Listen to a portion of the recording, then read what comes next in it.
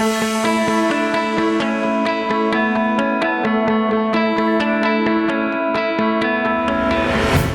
students, my name is Udara Soisa with Udara Soisa Institute of Law.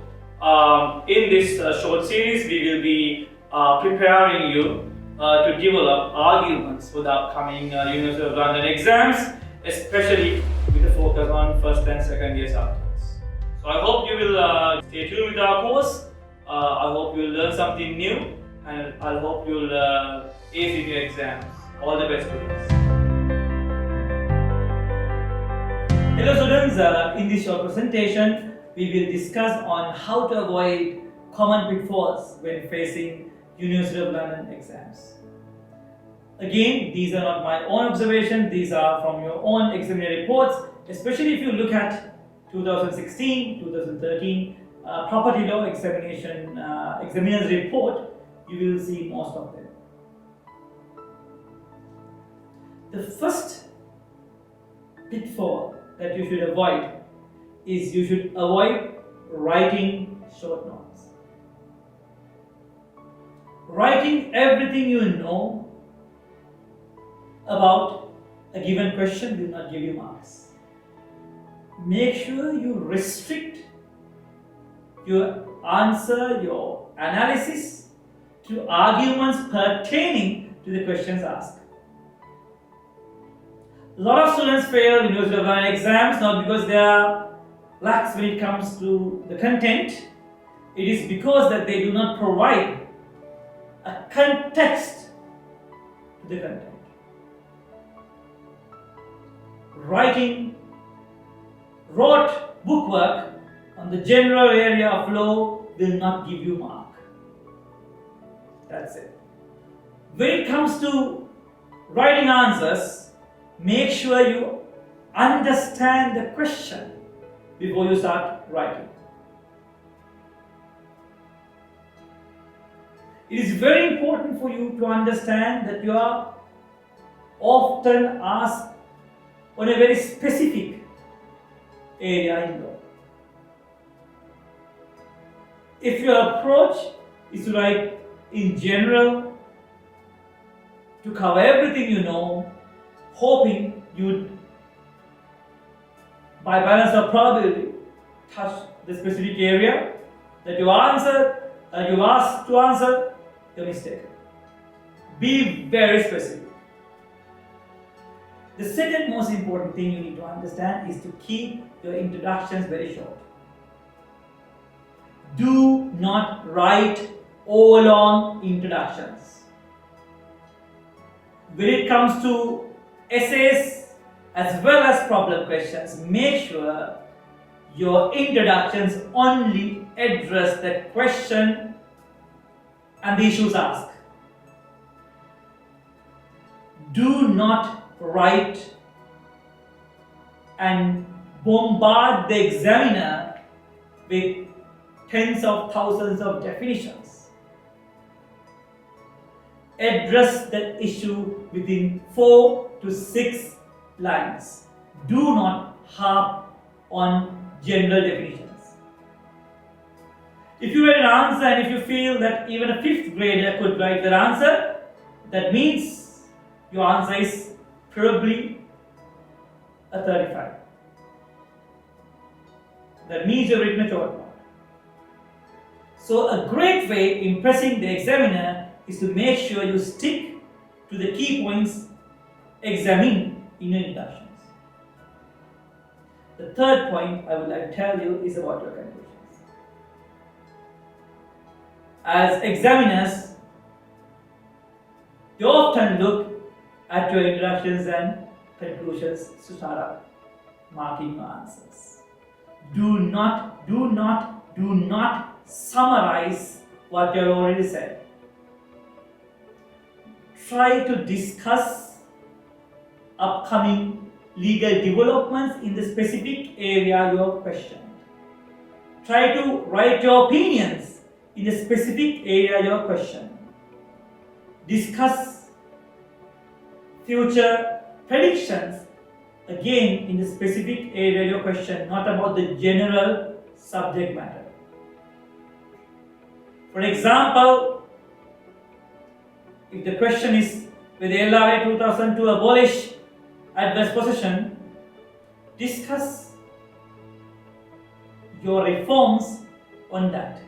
Not everything you know and your ideas for adverse possession. Make sure you link whatever you write, the awesome things you will write new in your conclusion to the body and your introduction. Because remember students, content without a context will lead to a failure and always lead to disappointment. Do not write a single paragraph without contextualizing the paragraph to the given question. Fourthly, you should never ever copy and paste from a statute book or from a book. Paraphrase. You are not examining for your copywriting ability. Do not copy and paste word to word structures when it comes to your statutory book usage.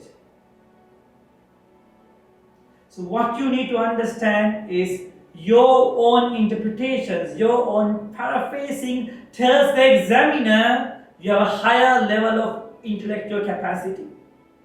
We do not want to see parrots becoming barristers.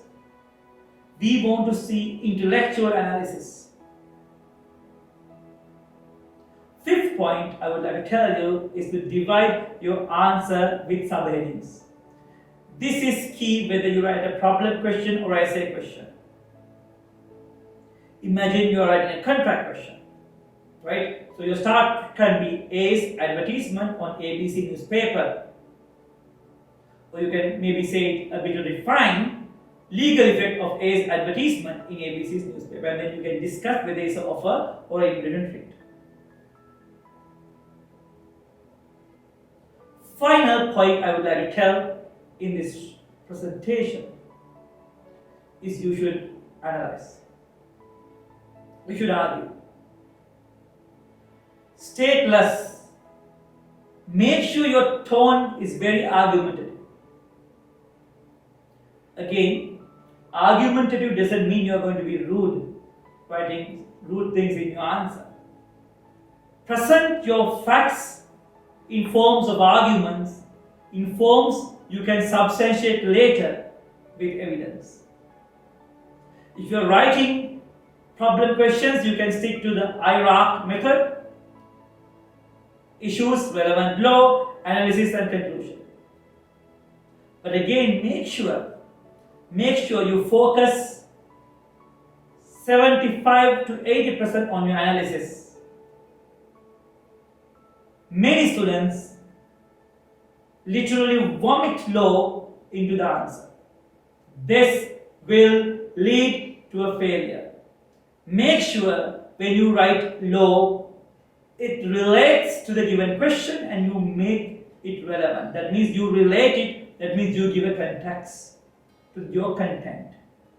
So in summary, please keep your introductions short, keep your conclusions strong. I would advise if you write 5 lines for your introduction, write 15 lines for your conclusion, because your conclusion says a lot about your intellectual ability. Use subheadings. Judges use subheadings. Why shouldn't you? This is a direct quote from the 2016 Property Examiner Report. Have a look. Finally, keep your sentences very clear. Do not write long sentences. Keep it short and sweet. This way your subject, your object, your verbs will not get confused. So make sure you write active tense, simple sentences. Right? The active voice often helps us to write coherent sentences. So keep your sentences short. Right? It is best that the examiner understand your sentences easy. This would enable him to grade you better. So thank you so much, and I hope you will use these techniques to score in your exam. Again, analyze, argue. For every statement you make 10 arguments. I wish you all the best. Alright students, so I hope you will learn something new from this short presentation. I hope you will study a lot, read a lot, research a lot, and develop some A-star arguments. I wish you all the best for your upcoming exams.